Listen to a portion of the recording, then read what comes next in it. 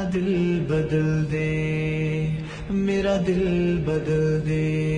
بسم اللہ الرحمن الرحیم، الحمد للہ وکفى وسلام علی عباده الذین اصطفى، اما بعد، اعوذ باللہ من الشیطان الرجیم، بسم اللہ الرحمن الرحیم۔ یا ایہا الذین آمنوا لا تخونوا اللہ والرسول وتخونوا اماناتکم وانتم تعلمون۔ وقال رسول اللہ صلی اللہ علیہ وسلم: اذا مات الانسان انقطع عمله الا من ثلاث: صدقة جاریہ، وعلم ينتفع به، وولد صالح يدعو له، او كما قال عليه الصلاة والتسلیم۔ اللهم صل على سيدنا محمد وعلى آل سيدنا محمد وبارك وسلم۔ قوت فکر و عمل پہلے فنا ہوتی ہے، قوت فکر و عمل پہلے فنا ہوتی ہے، تب کسی قوم کی عظمت پہ زوال آتا ہے۔ محترم بھائیوں، بزرگوں، اللہ تبارک و تعالی نے ہم سب کو اپنی عبادت کے لیے پیدا فرمایا ہے، اور عبادت کے مختلف انداز اللہ اور اس کے رسول نے بیان فرمائے ہیں۔ ایک انداز یہ ہے کہ آدمی اللہ کی عبادت کرے، نماز پڑھ کر، تلاوت کر کے، اس کا اور اللہ کے ساتھ معاملہ، تسبیحات پڑھ کے، اللہ کا ذکر کر کے۔ ایک عبادت کا انداز یہ ہے کہ بندہ اپنے مال کے ذریعے سے، اپنی جائیداد کے ذریعے سے خلق خدا کی خدمت کرے اللہ کے لیے، مخلوق کی خدمت کرے اللہ کے لیے۔ اللہ نے جو اسے مال دیا ہے، جائیداد دی ہے، پراپرٹی دی ہے، اس کے ذریعے سے وہ اللہ کی رضامندی کو حاصل کرنا چاہے۔ اس کی بھی تفصیل ہے اور یہ بھی طریقہ ہے۔ نبی اکرم صلی اللہ علیہ وسلم نے جب ہجرت فرمائی تو سب سے پہلے آپ نے مدینہ منورہ سے قریب ایک بستی قبا میں مسجد کی بنیاد رکھی، جسے مسجد قبا کہتے ہیں، جہاں پر 2 رکعت نفل نماز پڑھنا عمرے کے برابر ثواب ملتا ہے۔ پھر جب آپ مدینے میں آئے تو آپ نے 2 یتیم بچے تھے، حضرت سہل اور حضرت سہیل رضی اللہ عنہما، ان سے زمین خریدی اور اس پر مسجد نبوی کی تعمیر فرمائی، اور مسجد نبوی کے ساتھ ساتھ ایک چبوترے کی بھی تعمیر فرمائی، جسے صفہ کہا جاتا ہے، تعلیم و تربیت کے لیے، مدرسے کے لیے۔ اور وہ دونوں چیز پبلک پراپرٹی، پبلک کے لیے یعنی وقف کر دی۔ حضرت عثمان رضی اللہ تعالیٰ عنہ نے دیکھا کہ مدینے میں پانی کی بڑی قلت ہے، تو آپ نے ایک کنواں خریدا جس کا نام ہے بیر روما، اس کو خرید کر مسلمانوں کے لیے وقف کر دیا۔ میرے بھائیوں، بزرگوں، یہ ایک طریقہ ہے خدمت خلق کا اور اللہ کی رضا حاصل کرنے کا۔ ایک تو ہے کہ آپ تسبیحات کے ذریعے سے اللہ کو خوش کریں، اس میں آپ کو اور اللہ کا معاملہ، بیچ میں کوئی نہیں۔ ایک ہے کہ مخلوقات کو ذریعہ بنایا جائے اللہ کو راضی کرنے کا، اللہ کو خوش کرنے کا، اور اپنی ملکیت کے ذریعے سے، اپنی جائیداد کے ذریعے سے، اپنے پیسوں کے ذریعے سے۔ حضرت سعد بن ابی وقاص رضی اللہ تعالیٰ عنہ بہت بیمار ہوئے، نبی اکرم صلی اللہ علیہ وسلم ان کی عیادت کرنے گئے، کہنے لگے: اللہ کے رسول، میرے پاس تو ایک بیٹی ہے، میں یہ چاہتا ہوں کہ میری ساری جائیداد میں اللہ کے راستے میں وقف کر دوں۔ آپ صلی اللہ علیہ وسلم نے فرمایا نہیں۔ انہوں نے کہا میں چاہتا ہوں آدھی اپنی پراپرٹی اللہ کے راستے میں وقف کر دوں۔ حضور نے فرمایا نہیں۔ انہوں نے کہا کہ تہائی؟ آپ صلی اللہ علیہ وسلم فرمایا تہائی ٹھیک ہے، یہ بھی زیادہ ہے۔ آپ اپنی اولاد کو اس حال میں چھوڑ کر جاؤ کہ آپ کے جانے کے بعد وہ آپ کے جائیداد سے فائدہ اٹھائیں، خوش و خرم رہیں۔ یہ بہتر ہے کہ آپ سب کچھ وقف کر کے چلے جاؤ اور آپ کی اولاد آپ کے جانے کے بعد لوگوں کے سامنے ہاتھ پھیلائیں۔ یہ آپ صلی اللہ علیہ وسلم کی تعلیمات، یہ شریعت کی تعلیمات. اسی سے مسئلہ نکلا کہ اگر کوئی شخص اپنے انتقال سے پہلے یہ چاہے کہ میری اتنی پراپرٹی ہے، زمین جائیداد ہے، پیسہ ہے، میں تو انتقال کر جاؤں گا، سب اولاد میں تقسیم ہو جائے گا، کیوں نہ میں کوئی ایسا کام کر جاؤں جو میرے لیے صدقہ جاریہ بن جائے. جیسا کہ میں نے شروع میں حدیث شریف پڑھی کہ انسان کا انتقال ہوتا ہے تو اس کے عمل کا سلسلہ ختم ہو جاتا ہے، اب وہ ایک سبحان اللہ کہنے کا محتاج. لیکن 3 چیزیں ایسی ہیں جس سے اس کو فائدہ ہوتا ہے. نمبر 1 صدقہ جاریہ. اس نے کوئی ایسا کام کر دیا جس کا ثواب جاری ہے، ایسا صدقہ دیا. ایک صدقہ ایسا ہوتا ہے کہ آپ نے کسی کو 500 روپے دیا، وہ کھا پی کے ختم، وہ بھی صدقہ ہے. لیکن ایک صدقہ ایسا ہوتا ہے کہ آپ نے مسجد بنوا دی، کوئی دینی ادارہ قائم کر دیا، کنواں کھدوا دیا. اب یہ فوراً ختم نہیں ہوتا، اس کا ثواب چلتا رہتا ہے چلتا رہتا ہے، اس لیے اس کو صدقہ جاریہ کہتے ہیں. ثواب جاری رہتا ہے. تو آپ نے کوئی ایسا کام کر دیا جس سے خلق خدا کو، مخلوق کو، لوگوں کو، مسلمانوں کو فائدہ پہنچ رہا ہے.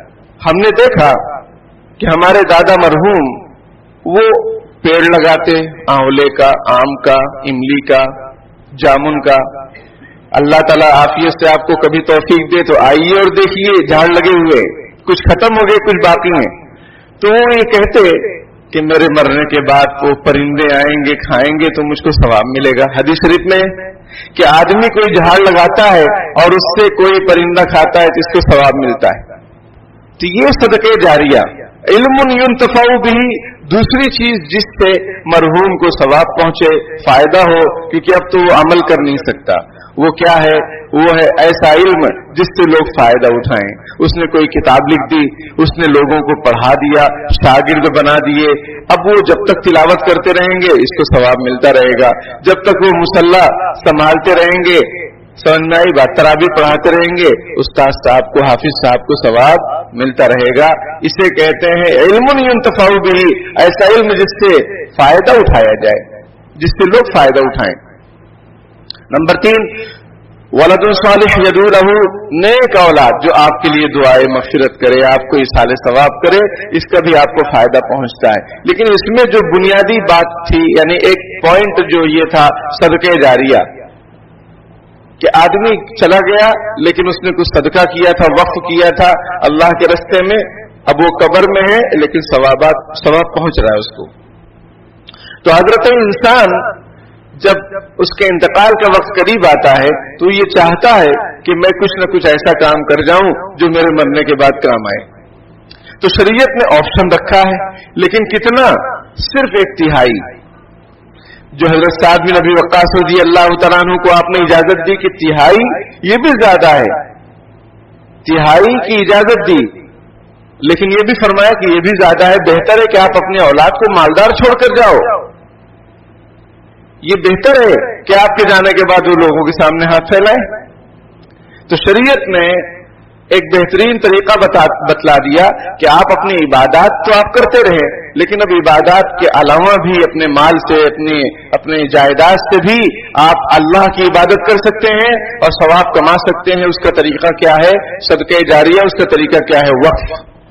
لیکن پورا کا پورا نہیں کہ ابا غصے میں آئے اور ساری پراپرٹی مسجد کے نام، مدرسے کے نام اور یتیم خانے کے نام، ہاسپٹل کے نام کر دیے. یہ گناہ ہے. دیکھیے شریعت کا مزاج، دیکھیے کتنا اعتدال، کتنا بیلنس. حضور علیہ الصلوۃ والسلام نے حضرت سعد بن ابی وقاص رضی اللہ تعالیٰ عنہ کے پورے مال کو قبول نہیں کیا، آدھے مال کو بھی قبول نہیں کیا، 1/3 کو قبول کیا، ایک حصہ 1/3. سمجھ میں آئی بات؟ کیوں؟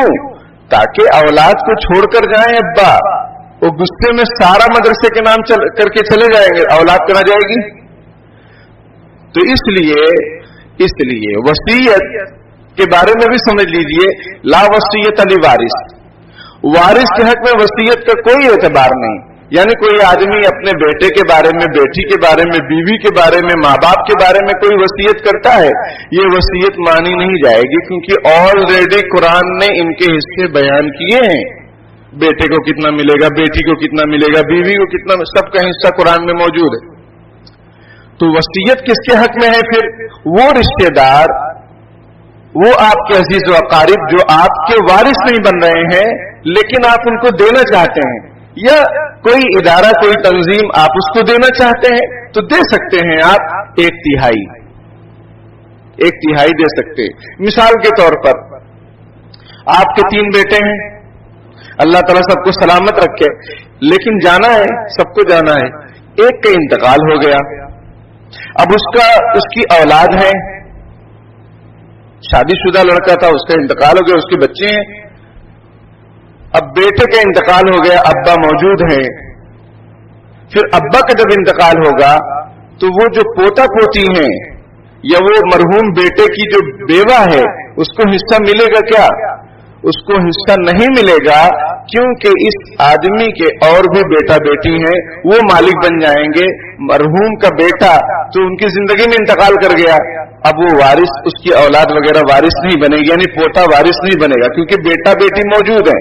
हाँ, अगर बेटा बेटी मौजूद ना हो तो फिर पोता वारिस बनता है, लेकिन बेटा बेटी मौजूद है दूसरे, एक बेटे का इंतकाल हुआ ना, दूसरे 2 बेटे मौजूद हैं, तो अब ये पोता वारिस नहीं बनेगा। लेकिन दादा ये चाह रहा है कि भाई मेरा बेटा अब अल्लाह को मंजूर था, जिंदगी में चला गया, उसमें उसका क्या कसूर, और ये हमारे पोता पोती का क्या कसूर? उसने अपनी जिंदगी में वसीयत कर दी कि ये मेरे बेटे को चाहे मालिक बना दे, चाहे इंतकाल के बाद उसकी वसीयत कर दे, तो पोता पोती को मिलेगा, क्योंकि वो वारिस नहीं बन रहे ना। मेरे भाइयों, बुजुर्गों, ये इस्लाम की बेहतरीन तालीमात हैं जिस पर अमल करके हम चैन और सुकून से दुनिया में भी रह सकते हैं और आखिरत में भी रह सकते हैं।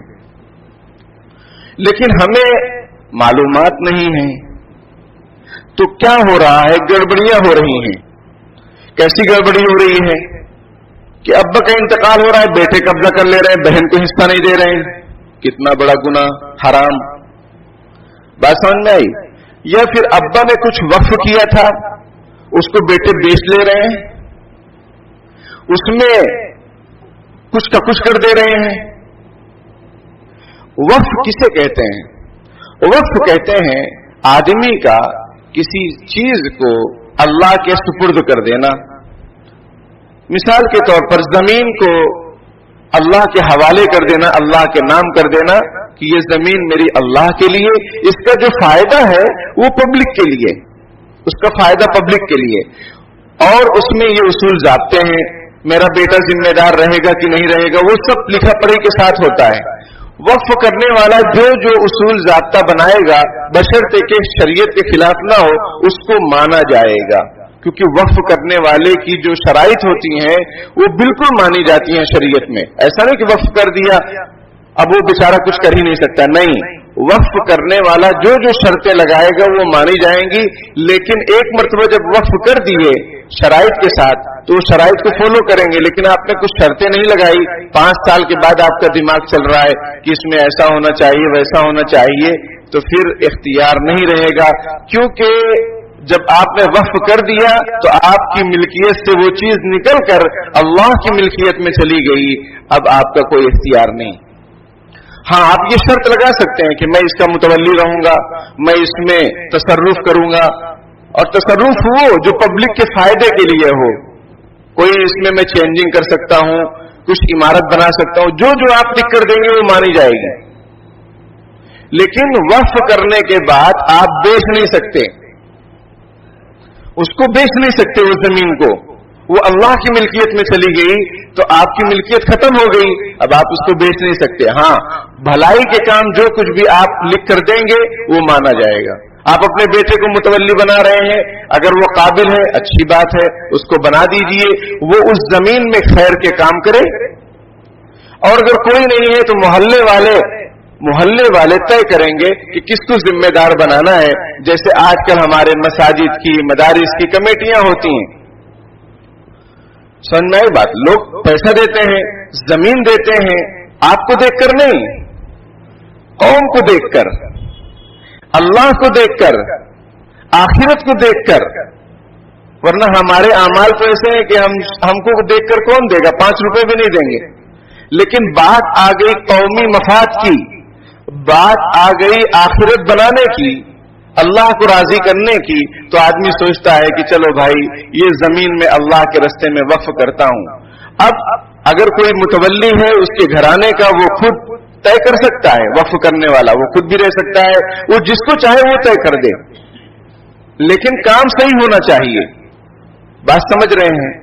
اور کوئی نہیں ہے تو محلے والے طے کریں گے کہ بھائی یہ ذمہ دار رہیں گے اس زمین کے، اس ادارے کے، اس مسجد کے، اس مدرسے کے۔ اب اس میں کیا کام ہونا چاہیے؟ خیر کے کام ہوں اور پڑھائی لکھائی کے ساتھ ہوں، حساب کتاب کے ساتھ ہوں۔ اب جو متولی بنے ہوئے ہیں وہ گڑبڑ کر رہے ہیں، وہ جو انتظامیہ ہے وہ پیسہ آپس میں بانٹ رہی ہے، سمجھ میں آئی بات؟ وہ پیسے کو لے کر قرضہ دے رہے ہیں دوسروں کو۔ بھائی آپ امین ہیں، مالک تھوڑی ہیں۔ گڑبڑی کیا ہو رہی ہے ہمارے معاشرے میں اور امت مسلمہ میں، خاص طور پر بھارت میں، کہ وقف پراپرٹی کا جو مالک، جو نگران بن رہا ہے وہ مالک بن جا رہا ہے۔ اوقاف میں استحقاق نہیں چلتا ہے، وقف کی پراپرٹی میں کسی کی ملکیت نہیں چلتی ہے۔ کیوں؟ وہ کس کی پراپرٹی ہے؟ اللہ کی۔ ہاں نگرانی چلے گی، نگرانی چلے گی، لیکن وہ شخص نگران بنے گا جو امانت داری سے کام کرے۔ اگر گڑبڑی کر رہا ہے تو قوم کی ذمہ داری ہے ایسے شخص کو ہٹایا جائے، کیونکہ وہ کس کی ملکیت ہے؟ اللہ کی۔ اور بیچارے وقف کرنے والے نے کیا کیا سوچا تھا، تو اس کی سوچ کے اعتبار سے اس کی جو شرطیں تھیں وہ پوری نہیں ہو رہی ہیں کہ بھائی قوم کے لیے استعمال ہو، اس کا جو مفاد ہو وہ بچوں کے لیے، یتیموں کے لیے، مسکینوں کے لیے استعمال ہو۔ مثال کے طور پر مسجد ہے، مسجد کی زمین وقف کی ہے تو مسجد کے فائدے کے لیے استعمال ہو۔ سمجھ میں آئی بات؟ نمازیوں کا نفع ہو، فائدہ ہو، مسجد میں جو دین کے کام ہو سکتے ہیں وہ ہوں۔ اب کمیٹی بنتی ہے، وہ کہتی ہے ہمارے حساب سے کام ہوگا۔ بھائی آپ کی زمین ہے، آپ اپنی زمین پر اپنے حساب سے جو کرنا چاہو کرو۔ بات سمجھ میں آئی بات؟ یا لوگ وقف کی پراپرٹی کے کرایہ دار بنتے ہیں، کرایہ پر لیتے ہیں، مالک تو بنتے نہیں، لیکن وہ اپنی مرضی سے کرایہ دیتے ہیں۔ بات سمجھ رہے ہیں؟ ایک مزدور یا ایک ٹھیلا وغیرہ 50 روپے 100 روپے دن پر ملتے ہیں، سمجھ میں آئی بات؟ اور مزدور تو 400-500 روپے پر ملتا ہے۔ اب وہ ٹھیلا مان لیجئے 100 روپے پر ملتا ہے تو مہینے کا کتنا ہوگا؟ 3000۔ ایک ٹھیلے سے آپ کما رہے ہیں۔ یا ای رکشہ آیا ہوا ہے، اس کو آپ دے رہے ہیں، روزانہ 1000 لے رہے ہیں اور مہینے کا 30,000 لے رہے ہیں۔ اور اللہ کی پراپرٹی وقف کی ہوئی زمینیں اس کو آپ کرائے پر دے رہے ہیں اور مہینے کا 1500 روپے کما رہے ہیں۔ یہ انصاف ہے؟ یہ ظلم ہے۔ وَكَذَلِكَ نُوَلِّي بَعْضَ الظَّالِمِينَ بَعْضًا بِمَا كَانُوا يَكْسِبُونَ۔ اسی وجہ سے ہم نے بعض ظالموں کو دوسرے ظالموں پر متولی بنا دیا ان کے شامت اعمال کی وجہ سے۔ ترجمہ سمجھ میں آ گیا؟ قرآن کی آیت سمجھ میں آ گئی؟ سورہ انعام کی آیت نمبر 129 پارہ نمبر 8۔ وَكَذَلِكَ نُوَلِّي بَعْضَ الظَّالِمِينَ بَعْضًا بِمَا كَانُوا يَكْسِبُونَ۔ اسی وجہ سے ہم نے ظالمین میں سے بعض ظالموں کو دوسرے ظالموں پر متولی بنا دیا، حاکم بنا دیا، حکمران بنا دیا ان کے شامت اعمال کی وجہ سے۔ سمجھ میں آئی بات؟ الزام اوروں پر رکھتے تھے، قصور اپنا نکل آیا۔ وقف کیے ہوئے ہمارے بزرگان دین، ہمارے پرکھے، سمجھ میں آئی بات؟ جو پہلے بیچارے گزر گئے انہوں نے ادارے آپ کو دیے، مسجدیں آپ کو دی، مدرسے آپ کو دیے، اور بھی بہت سارے ادارے آپ کو دیے، زمینیں دی، پراپرٹی دی۔ آپ نے کیا کیا؟ آپ نے کیا کیا؟ آپ اس کے مالک بن بیٹھے؟ آپ مالک کہاں سے بن بیٹھے بھائی؟ مالک تو اللہ ہے، آپ اس کے نگران ہیں، آپ اس کے متولی ہیں، ذمہ دار ہیں۔ مسئلہ یہ لکھا ہوا ہے کہ مسجد کا چراغ، یہ عالمگیری میں عبارت ملے گی آپ کو، فتاوی عالمگیری میں، کہ مسجد کا چراغ ہے، متولی کے لیے جائز نہیں ہے کہ وہ اس کو اپنے گھر پر لے کر چلے جائے۔ یہ مثال کیوں ہے؟ اس وقت چراغ جلتے تھے۔ بات سمجھ میں آئی بات؟ اسی سے بہت سارے مسئلے نکلیں گے۔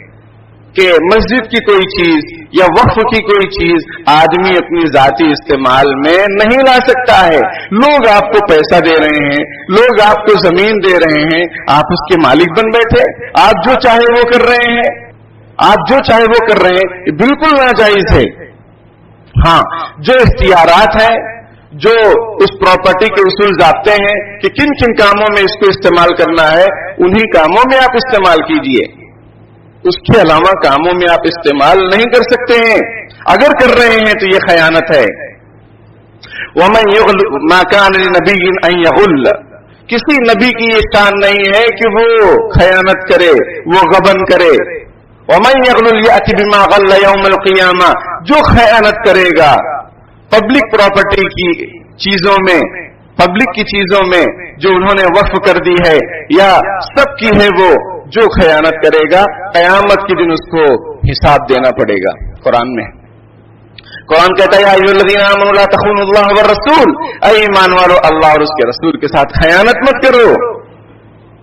وتخونوا اماناتکم وانتم تعلمون, اور امانتوں کے اندر بھی خیانت مت کرو. تمہیں معلوم ہے, تمہیں علم ہے کہ یہ مسجد کی پراپرٹی ہے, یہ مسجد کا مکان, یہ مسجد کی دکان, یا اور بھی بہت سارے جو وقف کیے ہوئے ہیں ہمارے اسلاف, ہمارے بزرگان دین, بیچارے جو چلے گئے قبر میں اس امید سے کہ خلق خدا کو نفع ہوگا, اور دوسرے لوگوں نے اس پر قبضہ جما لیا اور اپنے حساب سے اس کو بیچ رہے ہیں, کاغذوں میں نام الگ جو ہے کروا لے رہے ہیں. پیسہ پھینک تماشا دے کے تو مشہور ہے, لیکن اللہ کے یہاں کیا جواب دیں گے؟ اور اللہ کی ملکیت میں کسی آدمی کی ملکیت ہو تو بھی بات سمجھ میں نہیں آتی ہے, کیونکہ شریعت یہ کہتی ہے کہ کسی کی زمین ایک بالش اگر کوئی دبائے گا تو قیامت کے دن ساتوں زمین کو اس کے گلے میں توق بنا کر حاضر کیا جائے گا اس آدمی کو, خیانت کرنے والے کو. تو یہ کسی عام آدمی کی زمین کے بارے میں یہ حدیث شریف ہے. تو اللہ کی جو پراپرٹیز ہیں, جو ملکیت ہیں, تو اس کے بارے میں اگر کوئی گبن کرے گا اور کوئی خیانت کرے گا تو اس کا انجام کیا ہوگا؟ بہت خطرناک انجام ہوگا. اس لیے میں آپ حضرات کے سامنے یہ بات رکھنا چاہتا ہوں کہ جو بھی ہمارے وقف کے ادارے ہیں, چاہے دینی ہوں چاہے سماجی ہوں, جو کوئی بھی ہوں, ان کی پہلے آپ رجسٹریشن کرائیں. ان کے جو بھی کاغذات بنتے ہیں, ان کاغذات میں انتظامیہ کمیٹی کی یہ اولین ذمہ داری ہے. سمجھ میں آئی بات؟ اولین ذمہ داری, کھانے پینے سے بڑھ کر ذمہ داری یہ ہے کہ اللہ نے آپ کو موقع دیا ہے خدمت کا, آپ نگران بنے ہوئے ہو, تو آپ کا اولین فریضہ یہ ہے کہ اس کے جو بھی کاغذات ہو سکتے ہیں سرکار میں جو لگتے ہیں, سرکاری جو لگتے ہیں, آپ اپنے مکان اور دکان کا کتنا جو ہے مینٹین رکھتے ہیں کاغذات اور حساب کتاب. تو پھر جو وقف پراپرٹیز ہے, اللہ کی ملکیت ہے, اس کی فکر کیوں نہیں؟ اور پھر ایسے لوگ برسر اقتدار ہیں جن کی نیتیں پاک نہیں ہیں, صاف نہیں ہیں. سمجھ میں آئی بات؟ آئے دن کچھ نہ کچھ مسلمانوں کی ذاتیات پر, ان کی ملکیات پر, ان کے مکانوں پر, ان کے دکانوں پر, ان کی قبرستانوں پر, ان کی مسجدوں پر طرح طرح کی جو ہے ظلم ستم ڈھائے جا رہے ہیں. ہم کب بیدار ہوں گے؟ ہم کب بیدار ہوں گے؟ اور اگر نہیں بیدار ہو سکتے تو جو لوگ بیدار ہیں ان کے حوالے کرو, اور قوم بھی اس سلسلے میں فکر مند رہے کہ ہمارے جو بھی ادارے ہیں اس کے کاغذات کلیئر کٹ ہونے چاہیے. جو انتظامیہ میں بیٹھے ہوئے ہیں افراد, ان سے درخواست کی جائے, وہ لوگ کام کر رہے ہیں ان کا سپورٹ کیا جائے, پیسہ وغیرہ لگتا ہے, افراد لگتے ہیں, ان کا سپورٹ کیا جائے کہ بھائی اللہ کی ملکیت ہے, اللہ کی زمین ہے. سمجھ میں آئی بات؟ ابھی آپ کو اعلان آ جائے کہ خانہ کعبہ کے لیے 10,000 روپے کی ضرورت ہے, کامٹی والے دیں گے, تو کامٹی والے منع کریں گے کہ نہیں؟ کامٹی والے کیا کریں گے؟ منع کریں گے کہ ہاں کریں گے. ارے بھائی, ایک آدمی کہہ دے گا میں 10,000 دیتا ہوں خانہ کعبہ کو, تو یہ کس کا کھانا ہے؟ یہ کس کا کھانا ہے؟ یہ کس کا گھر ہے؟ یہ بھی تو اللہ کا گھر ہے. اور وقف پراپرٹی جو ہے وہ بھی اللہ کی ملکیت کی ہے. اس کے لیے ہمارے دل میں ایسے جذبات کیوں نہیں ہیں؟ اور जो नाजायज काम हो रहे हैं वक्फ की मिल्कियतों पर, जैसा कि दुकान मकान का किराया या लोगों का नाजायज कब्जा या बहुत दिनों से कब्जा, वो छोड़ ही नहीं रहे हैं और तहस से नहस कर डाल रहे हैं दुकानों को, मकानों को। और किराए के सिलसिले में बहुत कोताही है। जो किराया मार्केट वैल्यूएशन के हिसाब से 5,000 है, वो उसका 500 दे रहे हैं, 1,000 दे रहे हैं। ये बिल्कुल नाजायज है। पीछे से चले आ रहा है। हर चली आने वाली चीज सही होती है। काबा शरीफ में 3 सबूत रखे हुए थे। क्या सही है? क्या सही है? नहीं सही है। जाल हक व ज़हक़ल बातिल, नबी अकरम सल्लल्लाहु अलैहि वसल्लम ने अपनी छड़ी के जरिए से सारे बुतों को गिरा दिया और फरमाया हक आ गया, बातिल मिट जाएगा। तो मेरे भाइयों, ये कहना कि भाई पहले से चले आ रहा है, हम यही देते रहेंगे, ये कौन सी बात है? और दोनों मुजरिम हैं। इस्तेमाल करने वाले भी मुजरिम है और उस पर खामोश रहने वाले भी मुजरिम है और इंतजामिया कमेटी भी मुजरिम है, अल्लाह की पकड़ में है।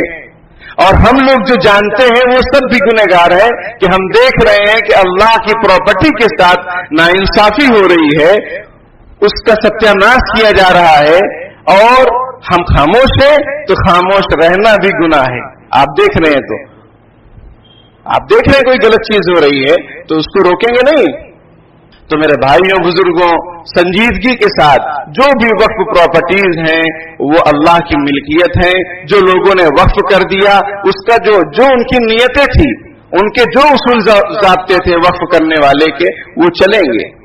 उसमें कोई तब्दीली नहीं आएगी। शरीयत का कानून है शर्तुल वाकिफ का नस्सिशारे के वक्फ करने वाले की शर्त ऐसी है जैसे रसूलुल्लाह सल्लल्लाहु अलैहि वसल्लम की हदीस, उसमें कोई चेंजिंग कर सकते हैं? नहीं कर सकते। तो इसी तरीके से वक्फ करने वाले की जो शराइत हैं उसमें चेंजिंग नहीं कर सकते। लेकिन जब वक्फ हो गई, अब न उसको बेचा जा सकता है, न उसको खरीदा जा सकता है। समझ में आई बात? अहमद पटेल मरहूम, अल्लाह ताला उनकी मग़फ़िरत फरमाए, उनके बारे में सुना मैंने कि लोग उनके पास गए कि ये प्रॉपर्टी है, हमारे नामे करना है। उन्होंने कहा भाई ये वक्फ की प्रॉपर्टी है, मैं साइन नहीं कर सकता हूं। उन्होंने साइन नहीं किया, उन्होंने सपोर्ट नहीं किया। तो ऐसे लोग हैं हमारे अंदर जो वक्फ की चीजों को अपनी मिल्कियत बनाना चाहते हैं, जो कि सरासर हराम है। इन्नल्लज़ीना याकुलूना अम्वालल यतामा ज़ुल्मन इन्नमा याकुलूना फी बुतूनिहिम नारा व सयस्लौना सईरा। जो लोग यतीमों का माल खा रहे हैं वो अपने पेटों में आग को और अंगारों को भर रहे हैं और वो जहन्नम में दाखिल होंगे। यतीमों की प्रॉपर्टी का ये मसला, तो अल्लाह की प्रॉपर्टी का क्या आलम होगा, क्या मसला होगा? इसलिए मेरे भाइयों, कितनी मस्जिदें हैं, कितनी कब्रस्तान हैं, कितनी जो है और भी दीनी इदारे हैं, वो ऑडिट नहीं है।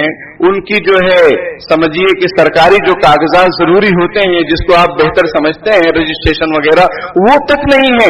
अगर हुकूमत की तरफ से अगर शिकंजा कसा जाए और हम लानत करें हुकूमत पर, ये तो हमें अल्लाह का शुक्र अदा करना चाहिए कि हम लोग सो रहे हैं, ये लोग जगा रहे हैं। हम लोग सो रहे हैं गहरी नींद में और ये लोग हमें जगा रहे हैं। वरना वो आयत मैंने अभी पढ़ी थी, उसका तर्जमा भी किया था और दूसरी हदीस शरीफ भी, कमा तकूनु यू अल्लाह अलैकुम, जैसे अमल करोगे वैसे हुक्मरान तुम्हारे अंदर पैदा होंगे। तो हमें चाहिए कि हम सब मिलकर जायजा लें अपने यहाँ के कब्रिस्तान और दीनी इदारे, मसाजिद, मदारिस, क्या कमियां हैं, उन कमियों को दूर किया जाए। हम आपको बिल्कुल ये नहीं कह रहे हैं और हमारे बयान का हरगिज ये मतलब नहीं है कि आप किसी तंजीम पर अटैक करें। ये बिल्कुल गलत बात है, ये गलत बात। अटैक मत कीजिए, आप जानकारी हासिल कीजिए, कमी कोताही कहां हो रही, कौन कर रहा है, उसको समझाइए। नहीं मानता हटाइए, उसकी चीज नहीं है, न मेरी चीज है, न आपकी चीज है, अल्लाह की मिल्कियत है। वो सही होना चाहिए, चाहे वो अपना रिश्तेदार हो, कोई भी हो, कसे बाशत कोई भी हो।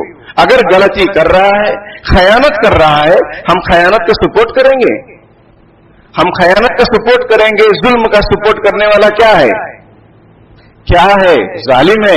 कुरान कहता है वला तरकनू इलल्लज़ीना ज़लमू फतमस्सकुमुन नार। जो जालिमीन हैं उनकी तरफ मैलान मत रखो, दिली मोहब्बत मत रखो, वरना आग तुमको भी पकड़ लेगी। ये कुरान कह रहा है। یہ قرآن کہہ رہا ہے۔ تو اس لیے میرے بھائیوں، بزرگوں، علماء اکرام کی طرف سے، مسلم پروفیشنل لا بورڈ کی طرف سے، جمعیت علماء کی طرف سے یہ ہدایات جاری کی گئی تھیں ابھی کل کہ مسجدوں کے اندر وقف کے جو معاملات ہیں، پراپرٹی ہیں اور اس کے جو کاغذات وغیرہ کے بارے میں امت کی رہنمائی کی جائے۔ ممبر سے ہم نے آپ کے سامنے ذمہ داری سے بات رکھ دی ہے، سمجھ میں آئی بات، جتنا ہو سکا اللہ نے جتنی توفیق دی وہ باتیں ساری آپ کے سامنے آ چکی ہیں۔ اللہ پاک کہنے سننے سے زیادہ عمل کی توفیق عطا فرمائے۔